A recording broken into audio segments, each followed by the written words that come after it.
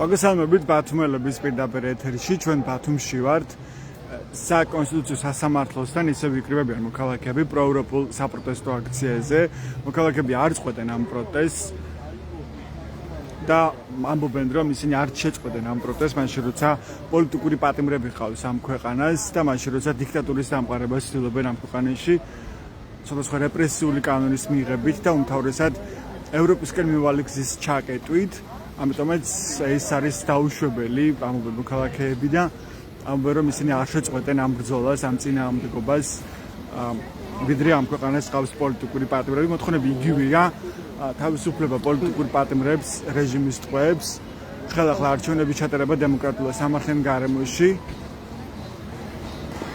და მთავრობის გადადგომა ამ მოთხოვნით გრძელდება ეს აქციები როგორც ბათუმში ისე თბილისში და არაფრთხილ ქალაქებში თქვის ყველგან ისმის დღეს მოქალაქეების პროტესტი. მე მითხრა გავისაუბროთ დღეს ბათუმის საპროტესტო აქციის მონაწილეებს, პროევროპული აქციის მონაწილეებს ბოლო პოლიტიკურ ამბებთან დაკავშირებით. აი მე რაბჭიხადს ხედავ, რომელიც მეზღვაურია, ის ძალიან აქტიური მონაწილეა პროევროპული პროტესტის. ეხლაც როგორც ჩანს დაბრუნდა ზღვიდან და ისე შემოვერთა ამ პროევროპულ აქციას. საღამოშთებისა მე ეხლა უყვებოდი ჩვენს მაყურებელს, რომ თქვენ ძალიან აქტიური გულშემატკივარი ხართ ამ წინააღმდეგობის პროევროპული აქციის. ალბათ ეხლა ხანს დაბრუნდით ისევ ზღვიდან და შემოვერთით აქციას. მოგესალმებით ბათუმელების მაყურებელს. კი, ერთი კვირაა რაც დავბრუნდი, ერთი კვირაა რაც აქციებზე ვდგავარ. ადევნებდით გემიდანაც თვალს პოლიტიკურ პროცესებს და ამბებს საქართველოზე? კი, რა თქმა უნდა, დღეს უკვე ინტერნეტ წვდომა ისე არის განვითარებული, რომ სოფლიოს ნებისმიერი წერტილიდან არის მოვლენებზე თვალყურისდევნება შესაძლებელი. როგორც ჩანს, ეს გემიდან ამბები საქართველოზე კიდევ უფრო დამძიმდა ვითარება და ახერხებს დიქტატურის დამყარებას ივანიშვილი. თუ მას უჭირს ამ წინააღმდეგობის და პროტესტის ჩახშობა ქვეყანაში და არ გამოსდის დიქტატურის დამყარება საქართველოში. სამწუხაროდ კიდევ უფრო და უფრო ყარდება დიქტატურა ყოველდღიურად, რა, ავტორიტარიზმში შევდივართ. ტოტალიტარიზმიდან ავტორიტარიზმში გადავდივართ ყოველდღიურად და რავი რამდენიმე დღის წინ უკვე ანა პოლიტკოვსკაიას ინტერვიუს და ყვებოდა ერთ-ერთ გახმაურებულ ამბავზე, როდესაც ტერორისტული აქტის მონაწილე, რომელიც იყო ნორდოსტის მონაწილე იყო ერთ-ერთი ტერორისტი სახელმწიფო სამსახურში დაიწყო შემდეგ მუშაობაო და ესო დავბეჭდეთო ჩვენს გაზეთშიო და დილითო როდესაც ესო ჩვენი გაზეთებიო ჯიხურებშიო დარიგდაო ველოდებოდიო რომ ეხლა ხალხი აფეთქდება ეხლა ხალხი ამას რო გაიგებს გამოვაო ხო ამას ვეღარ გაუძებს მაგრამ რეალობა სულ სხვა იყო და საერთოდ აღარ აინტერესებს ხალხს ეს მდგომარეობაო და მე მაინც ვფიქრობ რომ ვაქვს იმის შანსი რომ მოვახდინოთ ამ ძალების მობილიზება და ხალხს აუცილებლად დავანახოთ რომ რაც უფრო მეც დავთვალოთ, რაც უფრო მეც წავიყვოთ, რაც უფრო მეტ რამეზე დავხუჭავთ თვალს, მით უფრო გართულდება ცხოვრება. აი ეს ბოლო ამბები რაც ნახეთ და რაც ნახეთ ერთად ხო როცა პოლიციელებმა მაგალითად სცემეს მოქალაქე და ეს გადაიღეს ჟურნალისტებმა და ამის შემდეგ შეიძლება ითქვას იძულებული გახდა პროკურორი დაეკავებინა 6 პოლიციელი რაღაც 6 უფრო მეტი პოლიციელი ჩანდა იქ და შესაძლოა დაიწყეს გამოძიება სამსახურებრივი უფლებამოსილების გადამეტების მუხლით და არა წამების მუხლით. რაზე მეტყველებს ეს ამბავი? თან ეს არ არის პირველი შემთხვევა, როცა პოლიციელები ძალადობენ მოქალაქეებს და ეს ფიქსირდება მათ შორის პირდაპირ გადაღებული კადრებით, ვიდეო კადრებით და მტკიცებულებები არსებობს, მაგრამ ამის გამო პოლიციელებს არ სჭიან. რასთან გვაქვს საქმე? ზოგადად ეს ფაქტი მეტყველებს იმაზე, რადგან აქამდე საუბრობდით ყველანი, ანუ იგივე მზია ამაღლობლის кейში იყო ეგ ამბავი ჩვენი ბათუმელი აქტივისტების მალხაზი რემაძე სხვა რომ ერთ-ერთი დაკავების შემდეგ მას ფიზიკურად გაუსწორდნენ. ეს ფიზიკურად გაუსწორდა ირაკლი დგებუაძე, ამაზე ლაპარაკობდა. მალხაზი რემაძე. ენიდოლიმეძე მას თავის დროზე რუსული ხომალდის აქციის დროს სხვა იგივე რომ დგებუაძე გაუსწორდა.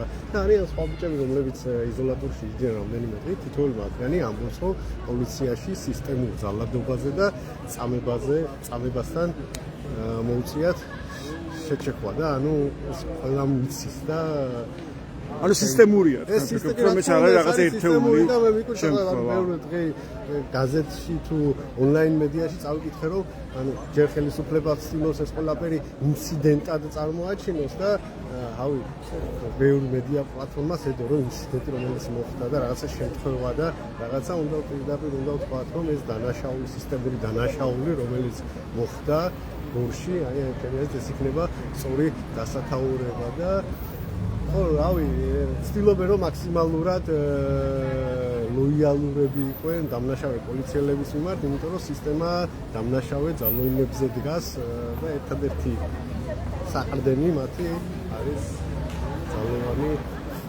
სექტორი.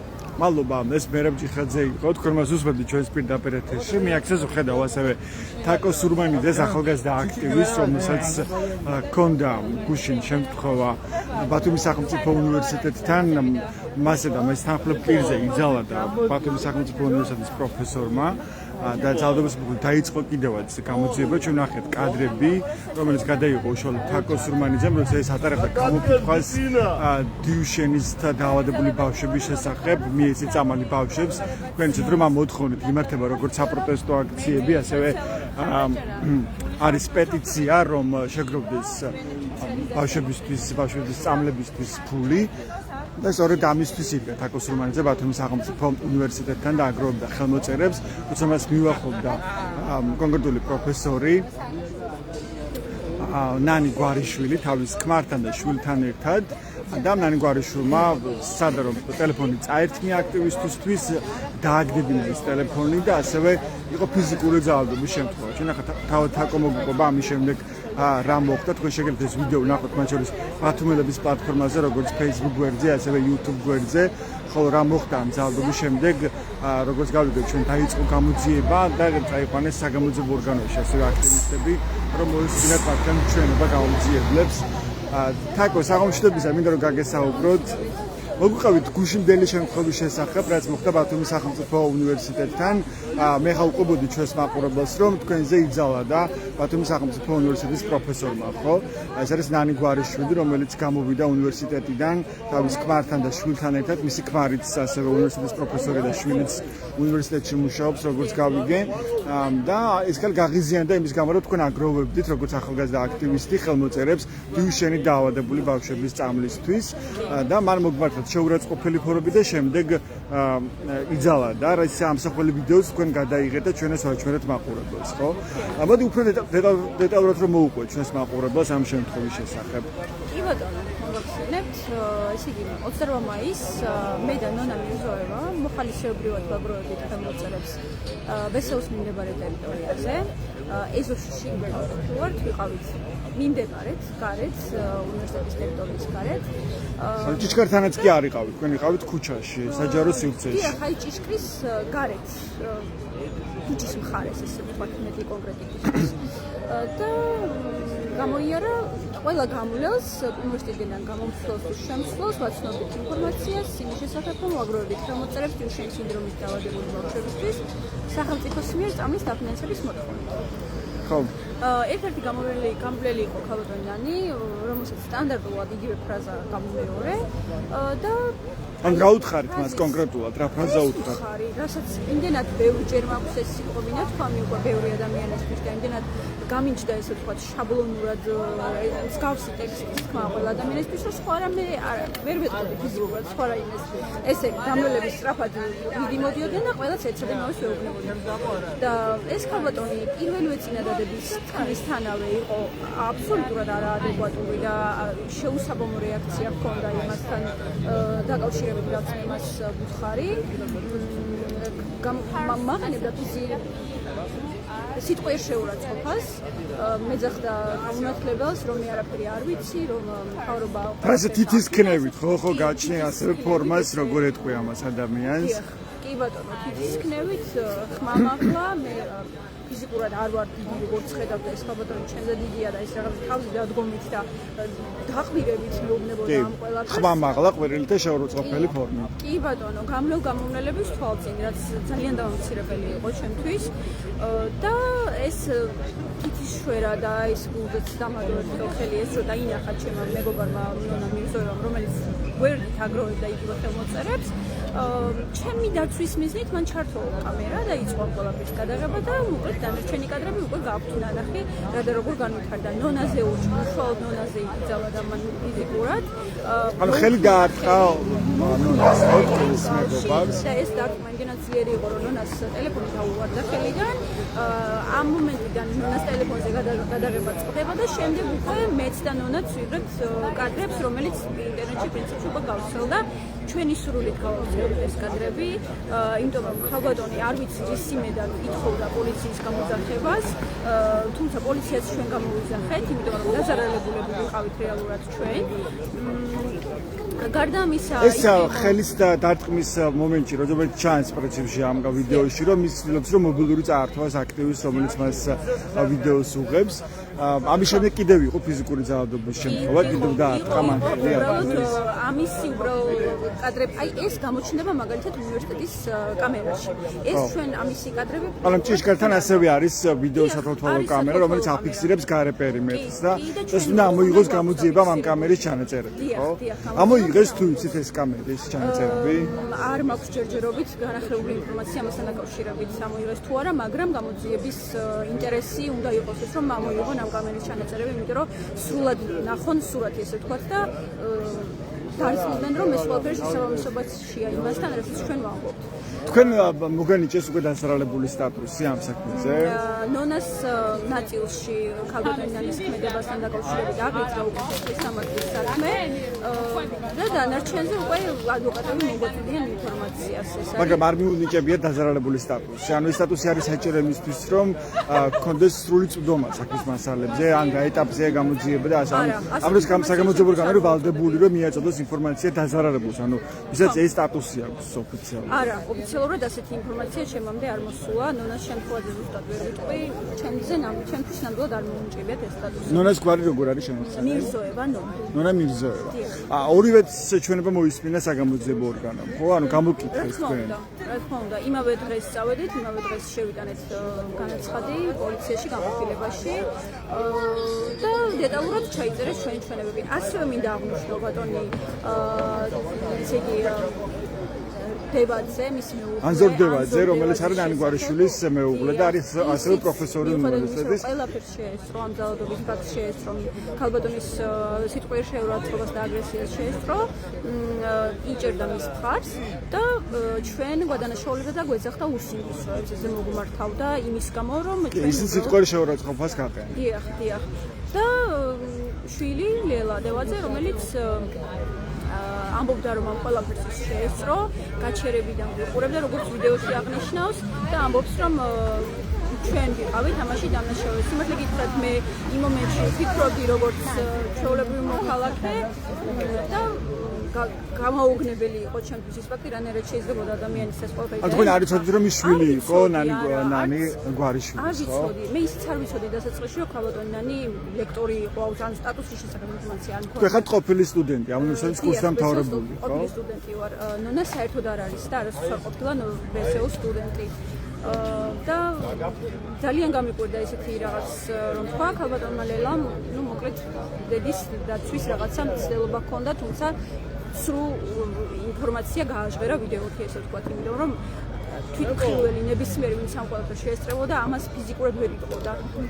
ასეთ შეფასებას ვერ მისცემდა ობიექტურად, რომ ჩვენ ვიყავით რაიმეში დამნაშავე. გამოკითხეს თუ იცით საგამოძიებო ორგანოში ეს პროფესორი, რომელმაც საავადმყოფოდ იძალა და ფიზიკურად აქტივისტებს. არ მაქვს ამაზე ზუსტი ინფორმაცია. ალბათ სხვა შემთხვევაში ალბათ გავრცელდებოდა ინფორმაცია.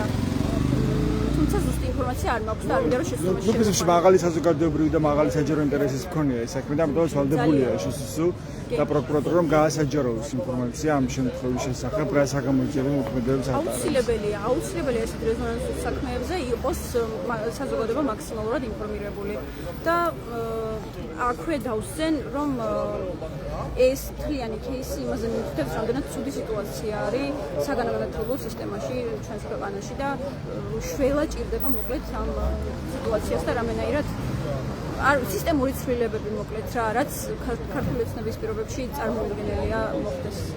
მადლობა. ეს თაკო სურმანიძე იყო ახალგაზრდა აქტივისტი, რომელსაც თქვენ უსმენდით ბათუმელების პირდაპირ ეთერში. ეს აქტივისტია, ვის თანხმობა აქტივისტიც იძალა და პრაქტიკულად საავადმყოფო ძალადობას ჰქონდა ადგილი პროფესორის მხრიდან და თქვენ ამ შემთხვევის ამსახველი ვიდეო კადრები ნახეთ 2 დღის წინ მათ შორის ბათუმელების Facebook გვერდზე, ასევე YouTube გვერდზე. ამ შემთხვევაში დაწყებულია გამოძიება პროფესორის წინააღმდეგ, თუმცა უცნობია რა ეტაპზეა ამ საქმის გამოძიება. მოდი მოვისმენთ კიდევ ერთ აქტივისტს, ნინე კაკულიას გავესაუბრები. სახელმწიფოებისა ნინა. ვის თქვენი იყო თქვენთვის დღევანდელი ამბები, მოკლედ ორი პირი დააკავა სუსუსუმ ჯაშიშობის ბრალდებით, მათ შორის ერთ-ერთი არასამთავრობო ორგანიზაციის ხელმძღვანელი და გამოირჩეოდა ასე ვთქვათ პრორუსული და ანტიდასავლური რიტორიკით და გზავნილებით თან არაერთხელ და არაერთხელ. ანუ აქტიურად იყო ჩართული ამ პროცესში. და არც მალავდა. რა შთაბეჭდილება შეგექმნათ თქვენ აი ამ ამბით? ერთის მხრივ ყურადღების გადატანა უნდა იმიტომ რომ ბოლო დღეებში რაც ვიხილეთ ის იყო პოლიციელების მიერ გამოხატული სისასტიკე და წამება. სისასტიკე მეორეს მხრივ აი ჩვენი პროფესორის გმირობა ნახეთ ბათუმში ხო? ბათუმში მოხდა, მაგრამ თელმა ქვეყანა გაიგო და ქვეყნებს საზღვრებს იქით გასდა ამბავმა და ჯერ ჩემთვის ეს არის ამ ამბების გადაფარვის ცდილობა და რაღაცა გადაგდებულ ძვალს აკავს რა რაღაცა. ანუ ცდილობენ რომ ყურადღება გადაიტანონ საზოგადოების ყურადღება გადაიტანონ. მე ასე ვფიქრობ. იმიტომ რომ ის პიროვნებები დააკავეს არც არასდროს მალავდნენ თავიანთ საქმიანობას. მაგრამ საქმე იმაში რომ არც არასდროს დაუკავებია ამ დრომდე ოცნებას ვინმე ვინც რომ იმდენად უკვე გამორჩეული იყო ანტიდასავლური რიტორიკით და რუსეთის პრორუსი იყო.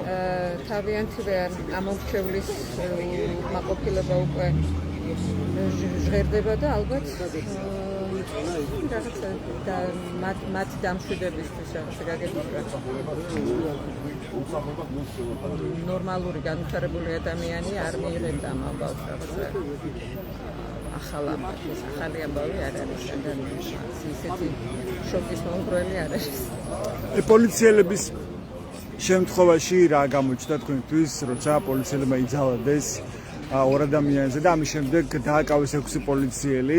თუმცა საინტერესოა და საგულისხმოა რატომ 6 და არა უფრო მეტი პოლიციელი ჩანდა. თან ჩვენ ვიცით რომ ეს სისტემური ამბავია და ხშირად ხდება მსგავსი кейსები და დასჯილი პოლიციელი გაგვინახავს. ის დასტურდება რომ პოლიცია არა და ყავს ტერორისტები, რომლებიც ემსახურებიან მოქმედ მთავრობას. ან რომ არა ვიდეო რომელიც გადაიღეს ჟურნალისტებმა და იქვე ცხოვრობს ერთ-ერთი ჟურნალისტი არაფერი არ მოხდებოდა ამას ხო ან ვერც რომ ვერ გაიგებდა არ მოხდებოდა პოლიციელზე ძალადობის ბრალდებით ეს დააკავებდნენ და ვინიცის რა მოხდებოდა აი ეს პაპუნა ლოცვაშვილი ხდებოდა დაპატიმრებული მის გამო რომ თქოს მან გაუწია წინააღმდეგობა პოლიციას ამას იქნებოდა დალეწილი იქნებოდა დაშავებული და დაზიანებული ტვინის შერყევით და ნეკნების მოტეხილობით და შესაძლოა რომ ამ მიღებული ტრავმებისგან გარდაცვლილიყო ციხეში. ახლა სოციალისტ ძიმია მისი ჯანმრთელობის მქონე. ახლა ძიმია, მაგრამ მაინც მიენიჭათ დაზარალებულების სტატუსი და ეს მაინც რაღაცა იმედს გვაძლევს რომ ეს ადამიანები გადარჩებიან რა.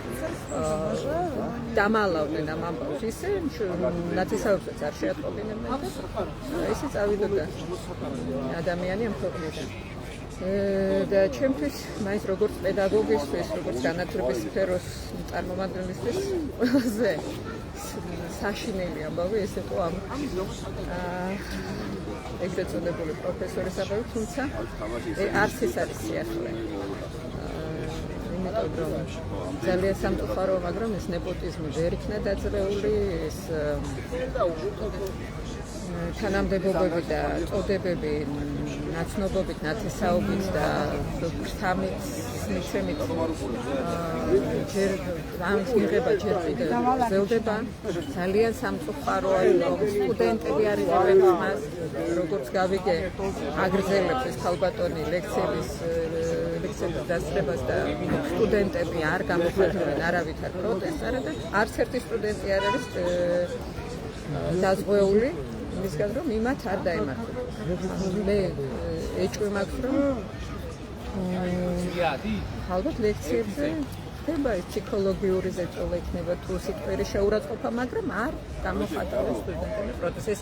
ანუ მიჩვეულია. რა უნდა გააკეთონ ამ დროს სტუდენტებმა, ვთქვათ, ვინც ხედავს, რომ ეს არის სწორი და დანაშაული და ხო მამაღლად განაცხადონ უარი თქვან ლექციების დასწრებაზე, რაც ბოიკოტი გამოაცხადონ, მაგრამ ყველა დუმს სტუდენტები სამშობლებს ნაკლებად ეხებათ, რა თქმა უნდა, რატომ არ სურთ ეს გაპროტესტება თქვენი, თქვათ, მათ შორის სტუდენტებს ან სოლიდარობის გამოხატვა?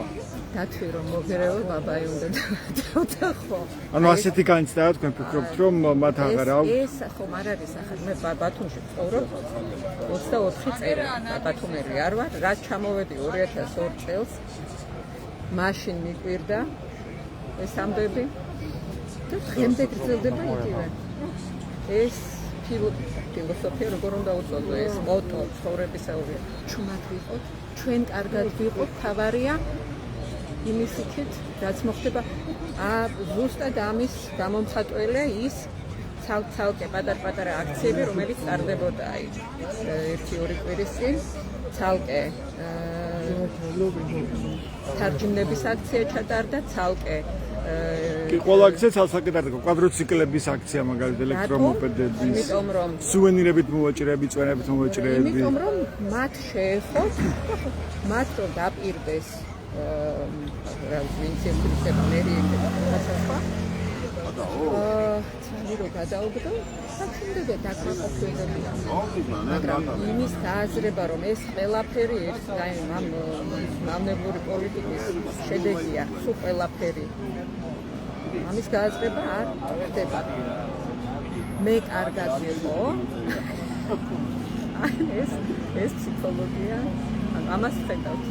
დიდი მადლობა, ესენი კაკულია იყო, რომელსაც თქვენ ახლა უსმენდით, ხედავთ ასევე იმას, რომ ბათუმის პროევროპულ აქციაზე თვალს ატანებენ პარალელურად ფეხბურთს. ეს ბათუმის პროევროპული აქცია, რომელიც გრძელდება უკვე 500 დღეზე მეტია, მოქალაქეები ნებისმიერ ამინდში თოვასა თუ ყინვაში იკრიბებიან საპროტესტო აქციაზე, მათ შორის ბათუმში და გამოხატავენ პროტესტს. გზავნილები არის თავისუფლება რეჟიმის პატიმრებს, თავისუფლება სინდისის პატიმრებს. ასე უცვლელი მოთხოვნაა ხელახლა არჩევნების ჩატარება დემოკრატიულ და სამართლიან გარემოში. თქვენ იცით, რომ ეს საპროტესტო აქციები დაიწყო 2024 წლის 28 ოქტომბერს. მას შემდეგ, რაც ქართულმა ოცნებამ და უშუალოდ ირეკლი კობახიძემ განაცხადა პრაქტიკულად ევროინტეგრაციის შეჩერების შესახებ. ჩვენ მოვისმენთ მაშინ ირეკლი კობახიძის განცხადება, რომ ევროკავშირში გაწერების შესახებ მოლაპარაკებები არის გადადებული 2028 წლამდე. ეს განცხადება აღმოჩნდა პრინციპულად მიუღებელი საქართველოსთვის.